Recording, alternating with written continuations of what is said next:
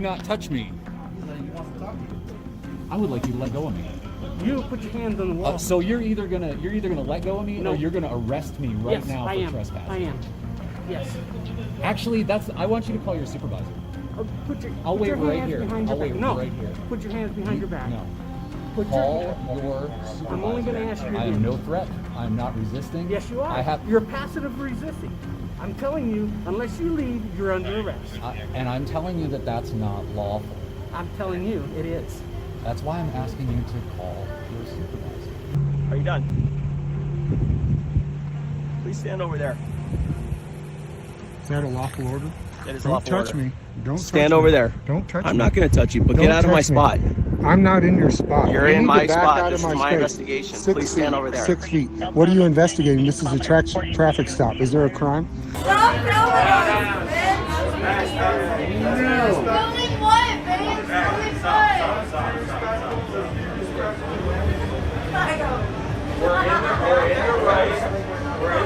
what? Today, we're heading deep into Arizona, where 3 separate First Amendment audits turn into absolute chaos, involving angry security guards, emotional cops, unlawful detentions, and some of the most fragile egos we've seen this year. Before we begin, drop a comment below and tell us your craziest experience with law enforcement. And if you support citizen accountability, type PRO in the comments right now. In Tucson and across Arizona, these auditors walked into public spaces with nothing but cameras and somehow triggered full meltdowns from tyrants, Karen security guards, and cops who escalated way too fast. From "you're in my spot" to unlawful arrest threats, to officers demanding ID with zero reasonable suspicion. This compilation has everything: dumb cops, ego trips, failed intimidation tactics, and massive walk of shame moments. Tonight's featured videos come from channels like Quokka and Film Cops TV, creators helping expose abuse of authority and educating the public about constitutional rights through real-world encounters. One officer goes straight for physical contact. Another completely loses control over someone standing in his spot. And one security guard can't even explain why a camera bothers him so much. But the real question is, which encounter escalates the hardest? Make sure you subscribe to the original channels. Links are in the description and on screen. Go support them and tell them ID Refusal Pro sent you. Because around here, we love civil rights like we love oxygen. And remember, cameras don't create bad cops. Cameras reveal them. Can't see in there. This is why I need a circular polarizer, or just a polarizer. Carry around like a pizza box or something, you know? For the shade to like cover. No, for the camera. That way it's inconspicuous. Oh yeah, no, I want it to be seen. I thought you meant to like, because it would work actually to throw a shadow on the window so you can shoot through it. That's what I was just saying. I need a polarizer so that to take that glare off, so you can actually shoot through the window. So yeah, I think so. I mean, it reduces the glare at least. Because when light reflects off of something, it gets polarized. So the filter will just take that polarized light right out of the shot. Color tones there. Yeah. So all that reflection you see in the window is light bouncing off that's polarized. And so when the polarizer gets rid of that, you see through the window. Cancels it out. Yep. What are you shooting For for? to see what happens, to see if they respect the public's right to document this process, you know, and to document the process. It's two purposes. That's really good you're doing that.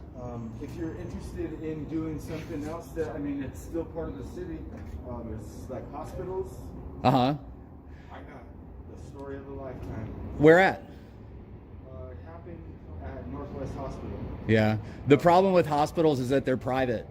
So they really shouldn't be allowed to trespass people who are just there filming and documenting what's going on, but they can. They don't need a reason. They can just tell you to leave, and so you can't stand on much. But I mean, I witnessed some serious things, and I've yet to talk to a lawyer. Oh. And anybody else really. I've tried to reach out to people head up in the staff at the hospital, Right. different hospitals, at Pima Community College. My ex-girlfriend is a registered nurse, and I've talked to her about stuff. Yeah.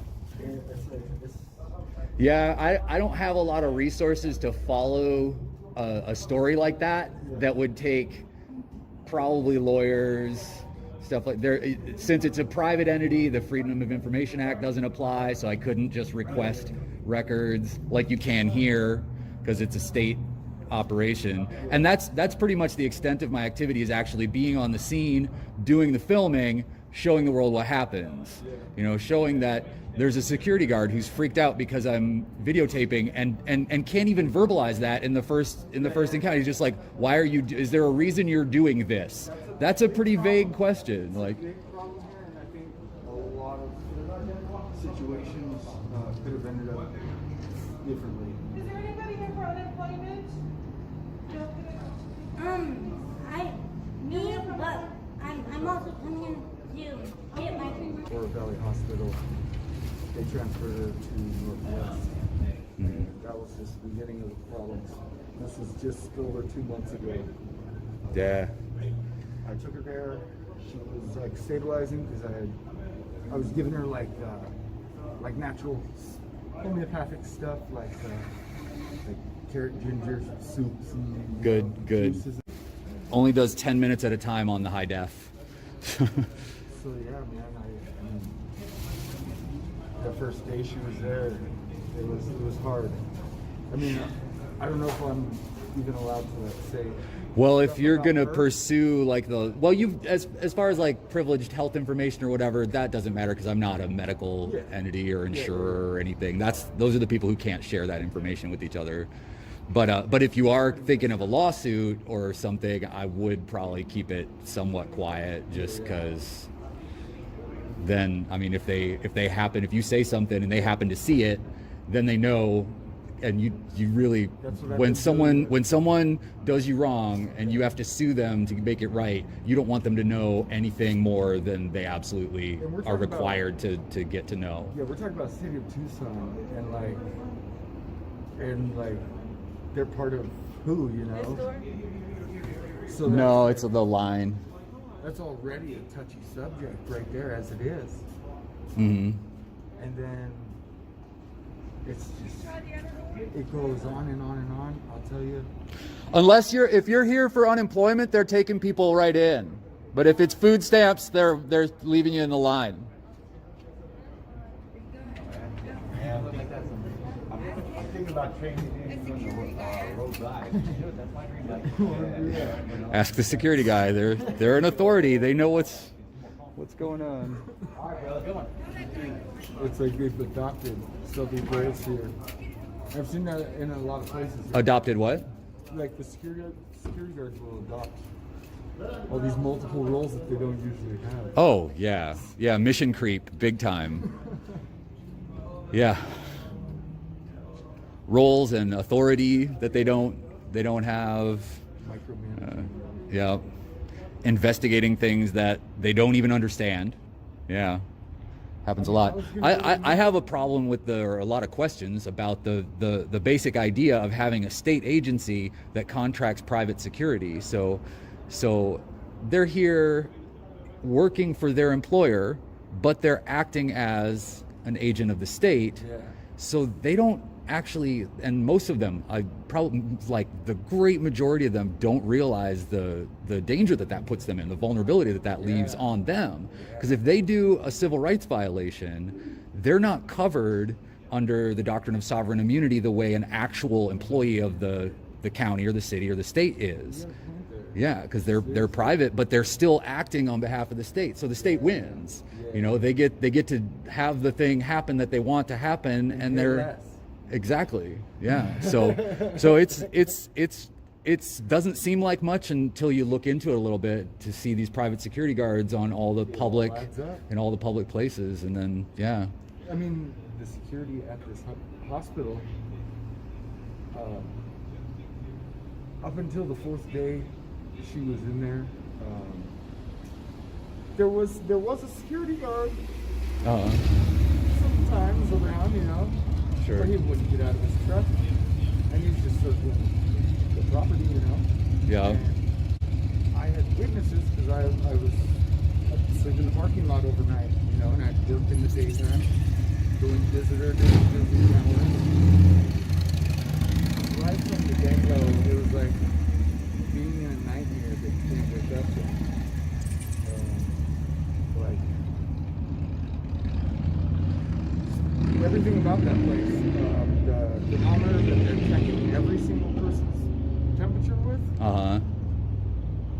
first of all, they're not even sanitizing it, Right. and they're touching everybody's forehead with it.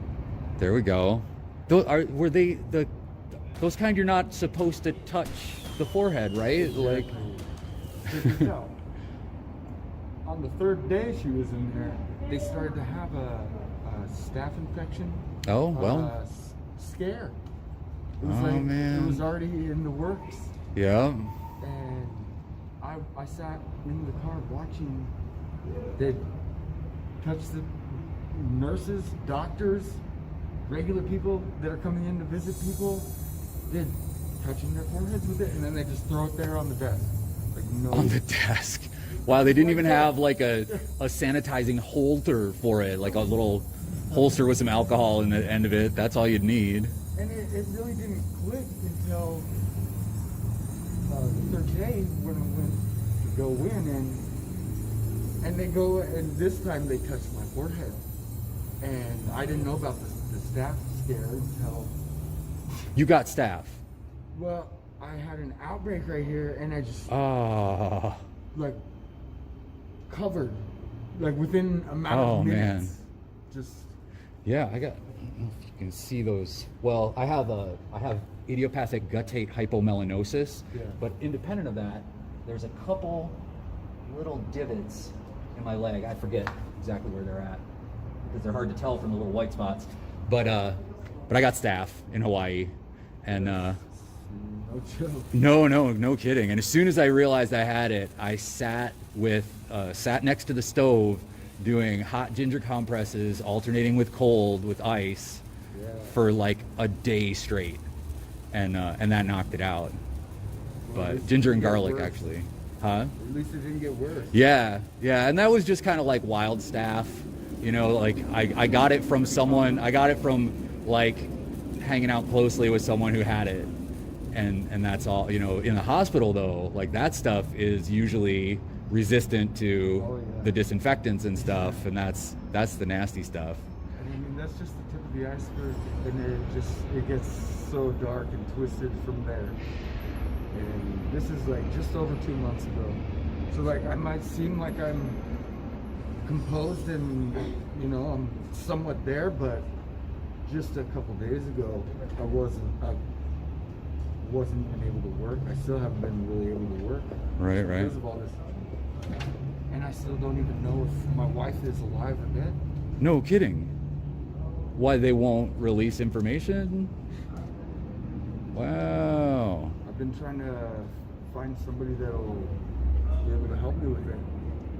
The first day that she was there, she told me that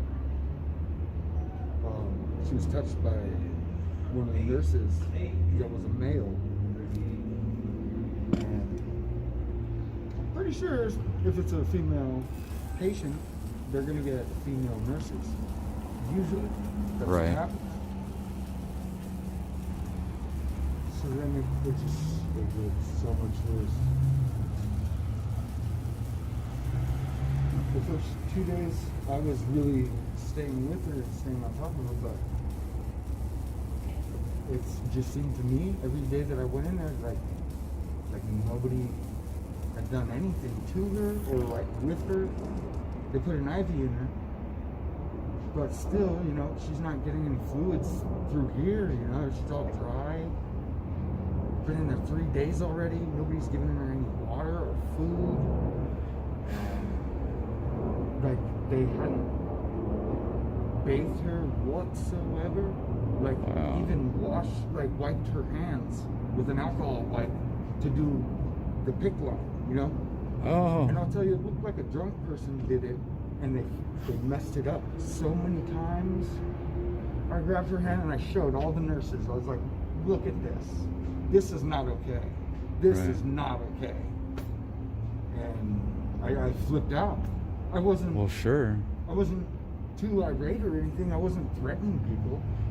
But Yeah, I mean, I think it's appropriate to be upset when someone's mistreating your loved one that they're supposed to be caring for. I mean, she was to the point where she wasn't able to like walk on her own. So I was every day, all day long, I was carrying her to the bathroom and just like accumulating all this stuff and like having to take care of her more and more until that day that I went and I saw this happening. And she's like, what it seemed like to me is they're just drugging her up to keep her, you know, quiet and like calm, Right. and giving her all kinds of vitamins and stuff to help her blood produce, and then they're just milking her for the blood. What? And to the point where I think it even changed her blood type. I don't even know if that's possible. Oh, I don't think so. I mean, I'm not sure, but I don't know. I don't know if that's possible, but lots of things are possible that just haven't been clearly documented. But it's if that did happen, that's a very intense thing. that's all. I mean, I read what they did, like everything that they documented, and I had to fight for that to the phone. Stuff that it said in there was like that's all they did is they kept her drugged up and giving her vitamins and stuff to keep producing blood, and then they're just taking it from her. After that, I don't know what happened. She could have died right after I walked away, because that's, I mean, honestly, that's how it looked. For weeks, I just sat in my house, just staring at the wall. No sound and nothing. That does sound like a nightmare. I'm still living with it. I'm just, the past few days, I've just been able to get a hold of myself. I drove to Phoenix. I guess she had gotten transferred up to Phoenix at some point within the past 2 months. Oh. And I'm like, I'm trying to relate what's going on with me to the hospital. Like, at the beginning of this is when all the stuff about mental awareness or mental health awareness stuff started happening on TV.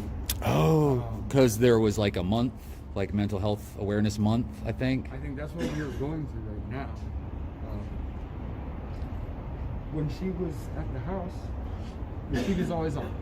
So I hear the commercials that are going on. I didn't hear anything about these commercials, and it's after that day when I blew up and I said, you know, this is serious. Like, where do I file a complaint? Like, this is some serious medical negligence going on here. After that day,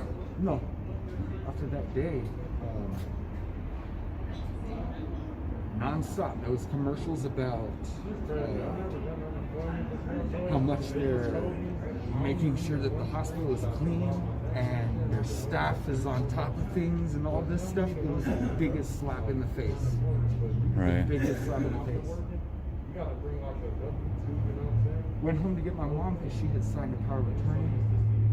As I'm waiting for her to get ready, I get a phone call from a sheriff. Sheriff. My partner wanted to let you know that you got a meat rider.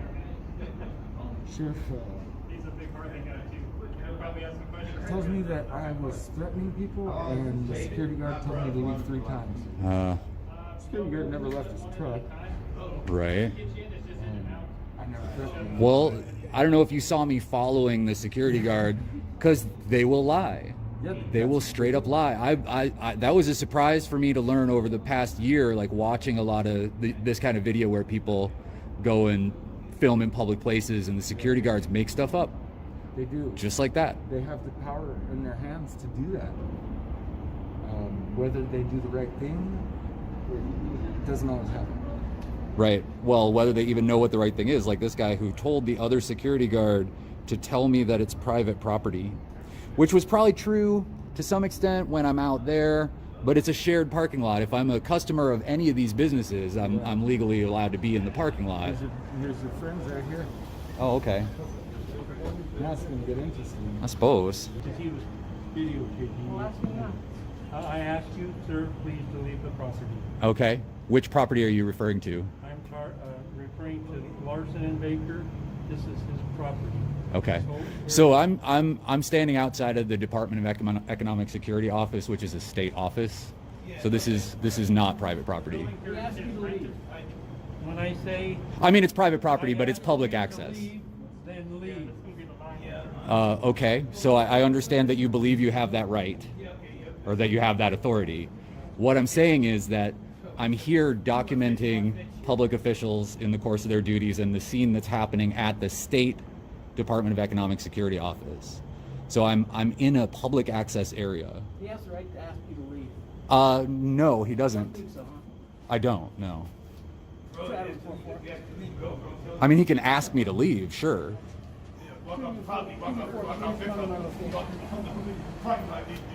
See an ID.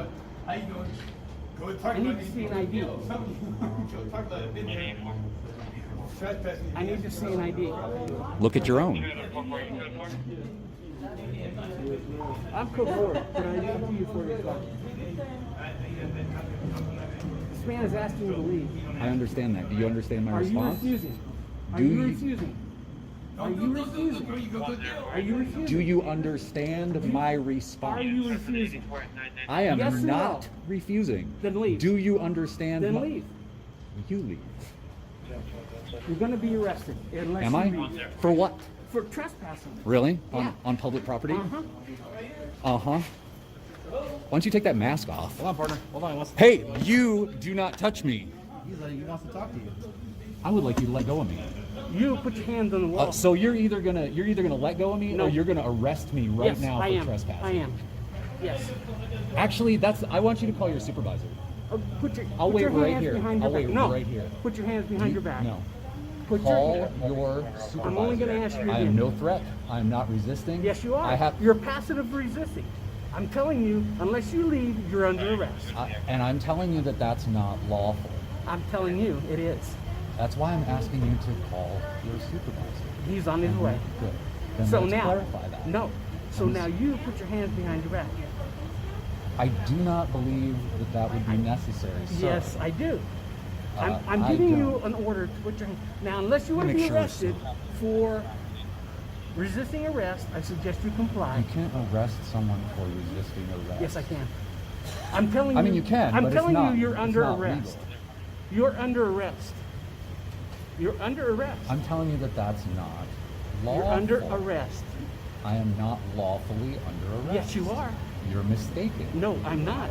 Yes, you. No, okay, I'm so not. this is why we No, want the I'm not. supervisor. No, I'm not. Yes, No. you are. No, I'm not. Okay, so how do we resolve this? I'll take you to Pima County Jail. That's how we resolve it. Pima County, huh? Mm-hmm. Okay. And then we find out what? Well, then I suggest you put your hands behind your back. I kind of don't want to because I'm not sure so what's. you're refusing. I'm not sure what's going to happen if I put my hands behind my back. You're already stepped over like several lines. You're going to be detained. That's what's going to happen. Okay, so I can be detained. Yeah, so put For your what? hands behind your back for trespassing. Okay, so is the Department of Economic Security a public office? This young man asked you to leave. You're refusing. You're kind of grabbing me You're sort of hard there. refusing. That sort of hurts. You're refusing. That sort of hurts. You're refusing. I don't think I want to do that. You're refusing. Really? I don't think I want to do that, sir. I don't trust you. 244, start me another unit. That's fine. I will wait here calmly. No, you're going to be in handcuffs. I will wait here calmly. You're going to be in handcuffs. I will wait here calmly. Handcuffs. Calmly. District 2-4 route. You're under arrest. I understand. So put your hands behind your back. I understand that you feel that I'm under arrest. Put your hands behind your back. I will follow all of your lawful orders. Then put your hands behind your I back. am not resisting a lawful arrest. Put your hands behind your back. Yes. No.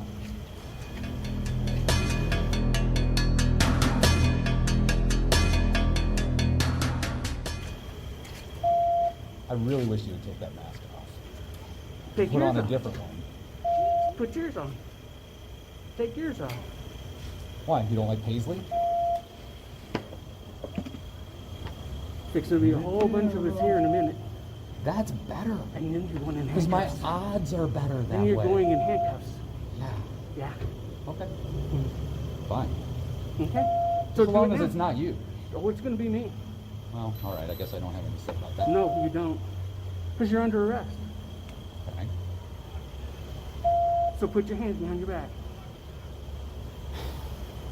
How long is it going to take the supervisor to get here? Put your hands behind your back.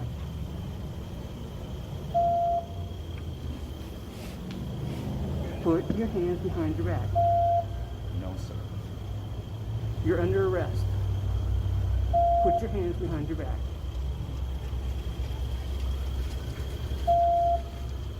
You're refusing. We've gone over this. You're refusing to comply. You're refusing to comply. You're refusing to comply.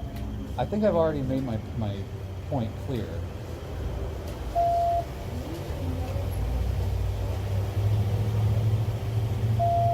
This is public property. This is public access. It's part of the Department of Economic. I'm simply. Yeah, the renting doesn't matter.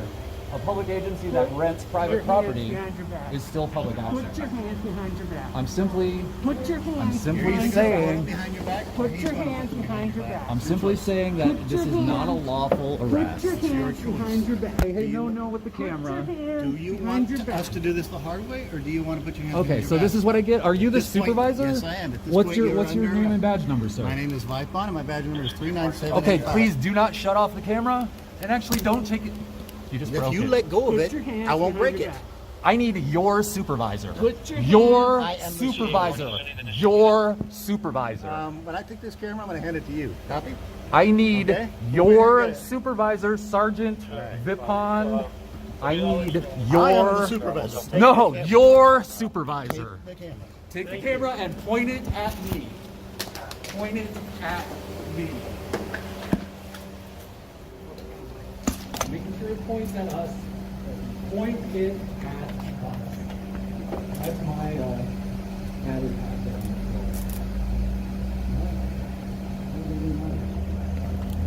Well, you can take me out of the handcuffs and I take it off. You already showed that you won't cooperate. Yeah, I won't cooperate with unlawful.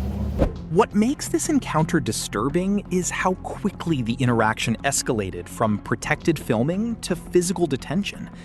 In Arizona, citizens generally have the right to record in publicly accessible government areas, as long as they are not physically interfering. The Fourth Amendment protects against unreasonable seizures, and officers typically need reasonable suspicion before demanding identification under stop and identify laws. The moment physical force enters a consensual encounter, courts often examine whether the detention was legally justified. Cases like Terry v. Ohio and Hybel v. 6th Judicial District Court continue shaping these confrontations across America. If you take the gloves off, I will relax and put them back on.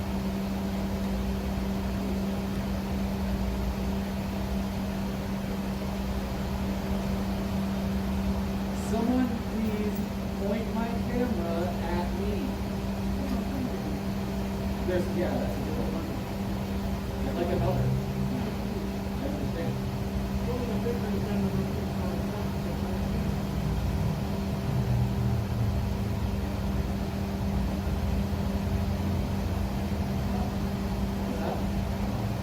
I'm not sure. I get help.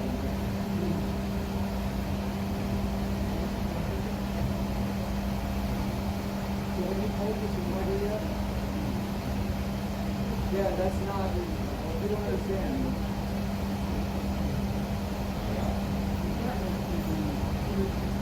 Okay. After you got it, I didn't refuse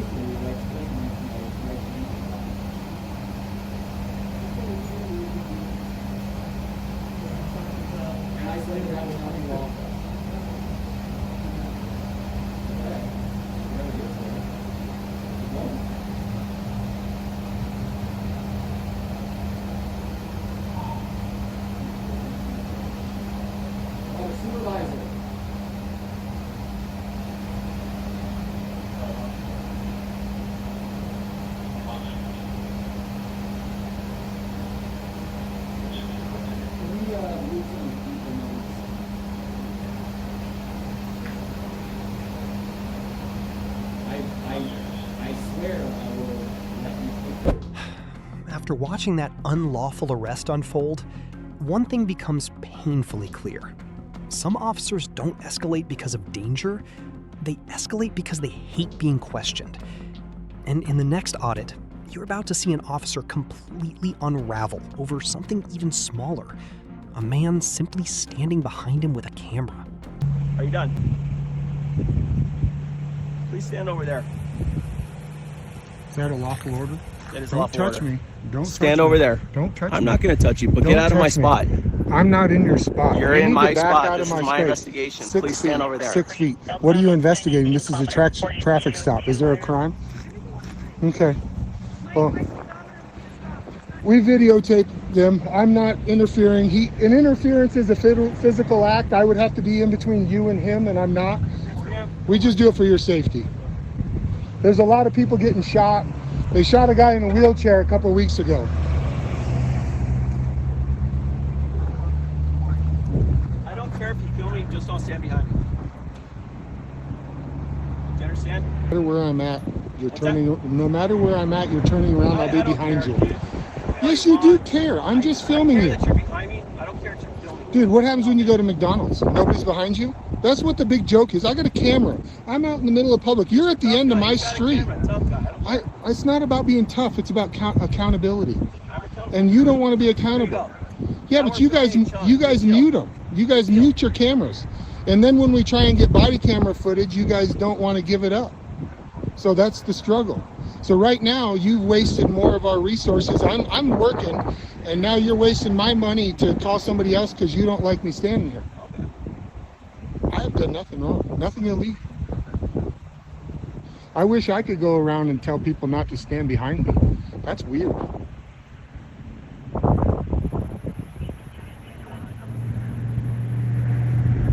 What was your name and badge number? You can call headquarters and get all that. Well, I think you're required to let me know since you engaged It's me. not part of my investigation. You engaged me. And this isn't an investigation, it's a traffic stop. It is not a crime, it's a simple city ordinance that she broke. So see how you guys try and escalate? There is no crime here. She didn't commit a crime. You can't put up crime scene tape, you can't say there's an investigation, you know? Just holding my public officials accountable. I hope you understand that. We got a lot of stuff going on here. We're trying to bridge the gap. Is there a possibility you could tell me the First Amendment that you took an oath to support? See, that's the struggle. This is right here, this is First Amendment. And it bothers you. That's weird. Have a good day. You too. Can I help you, sir? No. Okay. Can I help you? No, I don't know. No, what I'm you're just doing. videotaping. What makes this encounter legally significant is that the officer repeatedly treated observation as interference, without identifying a physical obstruction or criminal act. Across many U.S. states, courts have consistently protected the public's right to record police in public spaces under the First Amendment. Mere presence with a camera is generally not enough to establish interference unless the person physically disrupts police duties. Cases like Glick versus Cunniff reinforced that filming government officials performing public duties is constitutionally protected activity.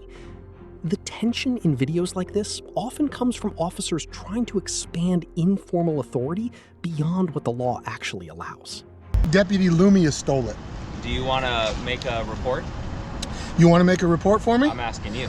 Yeah, it's a black one. It's not very big. It's an iPhone. So you can make a report for stolen stolen goods? Yeah. Yeah? Absolutely. You do? Mm-hmm. All right, what's your name, sir? No, I just want to go ahead and give you the, I have the offender. Let me get your and they have the property. No. Deputy Lumia, and she stole my phone. So are you making a report against a deputy, or? I'm making a verbal report to you about a deputy stealing my phone this morning. So I wonder if you could run it through the chain, because I'm going to be back tomorrow. Right over here. The big Oh, building? Dick? Yeah, I talked to Dick. The he big loves building. me. You can go file a report against a deputy if you'd like. Oh, internal affairs, they can bring you in and interview you? If you have something for Oh, them. yeah, that doesn't usually work very well for us. All right, if you don't have anything for us, we're going to back out. You're fired, love you. Shoot your ass.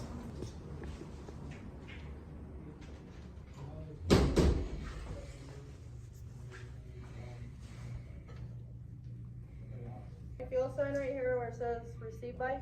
Okay.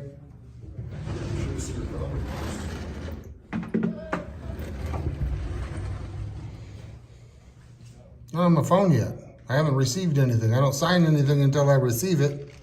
I need to open it, make sure it works, and receive it. Sign it, please, and then I'll release it today. Received means that would mean I receive it in my hand. No, you got it. That's not receipt.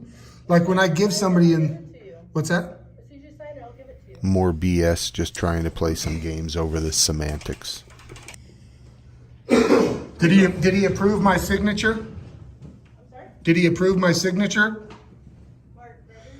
Oh, I'm asking because you said you were going to give me my stuff. You held it right there, and then instead of giving it to me, you went in the back for some reason. You had to make sure my signature's okay? Like you guys have me on audio recording and video recording, and you don't know it's me. That's the ridiculousness of this whole mess. Good day. What makes these encounters so revealing isn't just the cops losing control. It's how uncomfortable ordinary people become the moment a camera appears.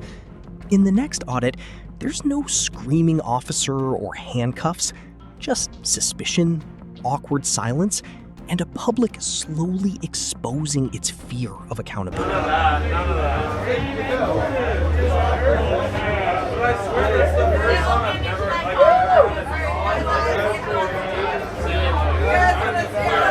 Train's not moving unless everybody has a mask. Get them public transportation. Please, so we can go. Just put them on, please. Yeah, guess what? So we can go. You're not the only person in the world.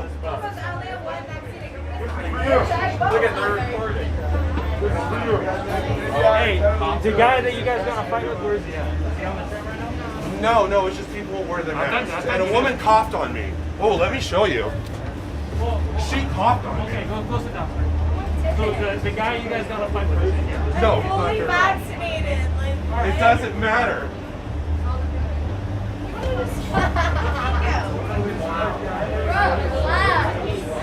I love double vaccine. I love being fully vaccinated. Yeah. Why are you filming? Get that on film. Get that on film for your single vaccinated people that I'm fully ass vaccinated. Please get that on film. Please. Recording for what? Some people get Pfizer, some get Moderna. She got the ass vaccination. Don't get mad at me. Yeah, you're filming. You want to fucking Right there in the gray shirt and the crop top. Right there with the mask. She coughed in my eye. We're not talking about that. Wait, is that? Oh, we're not. That's not an assault or anything. Yes, it is. Sorry. Confidence someone during a pandemic is absolutely an assault, sir. That's what I'm saying. That was sarcasm. Oh, I'm sorry. I'm so sorry. I'm all hopped up, man. I apologize. No, this doesn't have anything to do with. I'm just filming a current event. What's that? You're here. You're recording us though, right? Which I'm fine with. Oh, is there something you're not fine with? Yeah, no, people are complaining that you're recording them. Oh. And? I'm just making that thing aware. Okay. I'm recording it happens too. Every time. All right. Do people complain when you record them? No, they actually isn't that funny? No, they want me to record them. Yeah. They actually have But me, they don't trust. I don't think people trust me either, man. That's just how it is. It's part of the uniform. Hey, Brad. Hey, come with us real quick. What? What's wrong? We'll talk to you right outside. That's why I called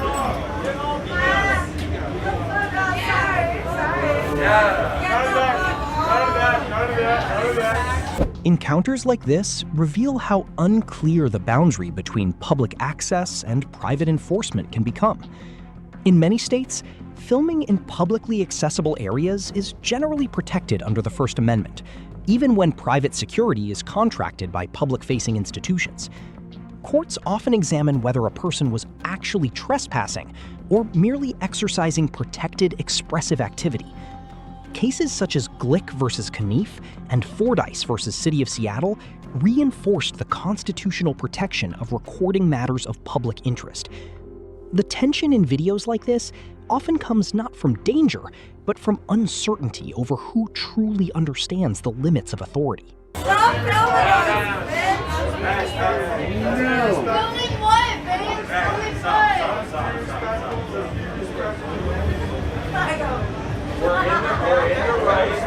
We're in the right. You know, like very official, like if someone takes a video, they can put a sit there and be like, college student is me, and then I'm like, give him a job. I'm like, it's very scary. Can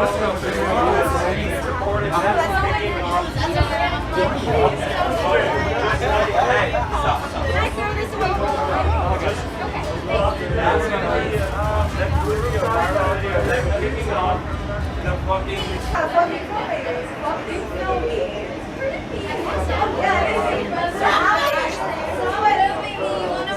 Okay, yeah, you want a porno, bitch? Stop Asian hate! Stop Asian hate!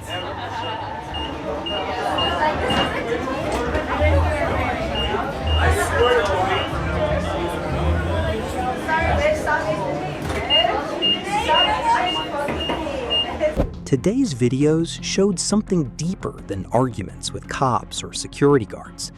In Arizona, we watched ordinary citizens hold their ground while authority figures struggled with one simple reality: being questioned in public. One officer rushed to arrest, another melted down over a camera, and in the quietest moments, the silence said more than the yelling ever could. If you've ever been stopped, questioned, or asked for ID without explanation, tell your story in the comments below. Your experience matters more than you think. Subscribe now so you never walk into these situations unprepared again. Because in this country, freedom is not something you ask permission to use. It's something you exercise. This is ID Refusal Pro, where knowledge stays calm, cameras stay rolling, and citizens stay powerful.